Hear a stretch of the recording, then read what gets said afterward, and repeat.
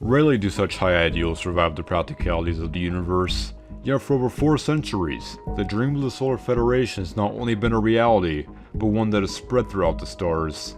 That dream has been confronted by antagonistic nations, unfathomable intelligences, and the wondrous, terrible nature of advancement itself.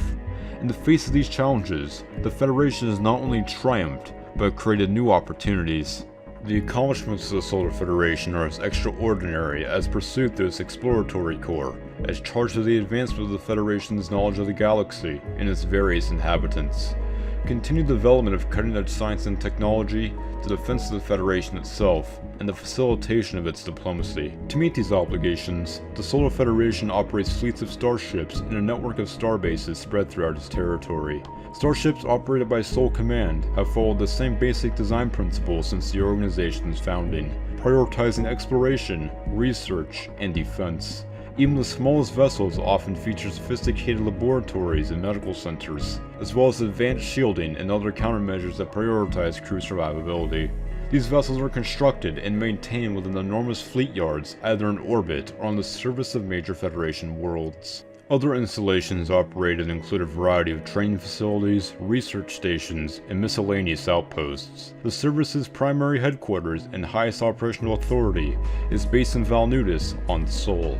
From here, the Chief of Operations, Chief of Staff, and other high-level officers are responsible for directing the organization's efforts. They report directly to the Office of the Federation President, who holds the position of Commander-in-Chief. The size of the Federation's necessities warrant the existence of many subordinate sector commands. These oversee operations of the services across various sectors of Federation space.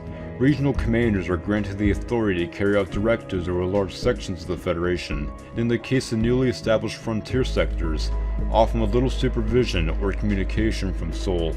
For all intents and purposes, the Solar Federation is a representative democracy, with member worlds choosing to join rather than being annexed by force. Once incorporated into the Federation, the given world will be assigned and allied representatives in the Communion, which acts as a legislative body.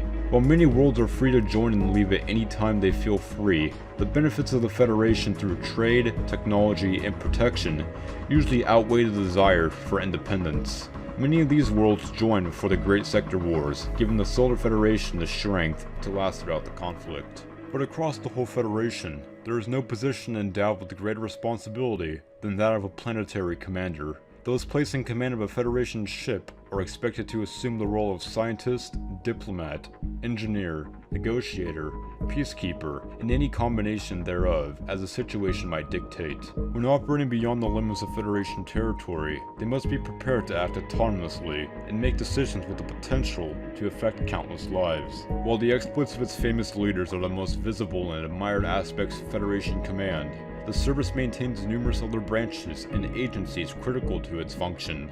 Operations, medical, research, and development, and a multitude of other components provide the necessary auxiliary and support services that sustain the Solar Federation's ambitious purpose. Many of these subdivisions have also won acclaim across the galaxy, with the sole corps of engineers said to be able to turn rocks into replicators. Branches of Federation command have not been without controversy, however. Security, the Federation's primary intelligence agency, has suffered numerous setbacks and embarrassments. The exposure of secret experimental tests into illegal cloaking technology damaged diplomatic relations with the Iridian Empire.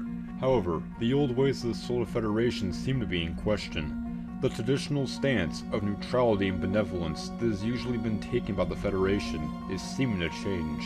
As its neighbor, the Iridian Empire is seeming to once again rearm and reorganize its military. Old treaties and alliances cannot necessarily be counted on anymore. While officially, the Solar Federation maintains no technical navy or army, the truth seems to be different. The secret branch of the Federation, known only as Section 8, has been increasing in activity lately. Unverified accounts claim it is only known to a select few individuals outside of its own membership, subject to no oversight or accountability whatsoever. Even in the Iridian government, knowledge of its functions are limited. The existence of a hidden cable of operatives positioned at every level of the Federation government and leadership hierarchy has never had any credible evidence, however, and has been largely discounted. However, the covert militarization of the Solar Federation has begun. Newer, more modern generations of ships are being constructed, along with armadas being deployed to secret sectors. New research into weapons technology, disguised as mining operations, have also sprung up near the galactic core to distract attention, and large personnel and stores of equipment are being shipped around the Federation slowly, but certainly at a noticeable rate. While the Federation might be one of the most technologically advanced nations in the galaxy, if it is to match its neighbors on military might, it has much work to do, however. Even the lead admiral of the Navy even pledges to this rearmament, following the recent galaxy-wide attacks from the Brotherhood of Iron. All-out war is inevitable. If you ask me, it's already begun. Since we first learned of their existence, the Pyre has conquered and occupied 2 planets that we know of, fired on our ships half a dozen times. They are coming our way.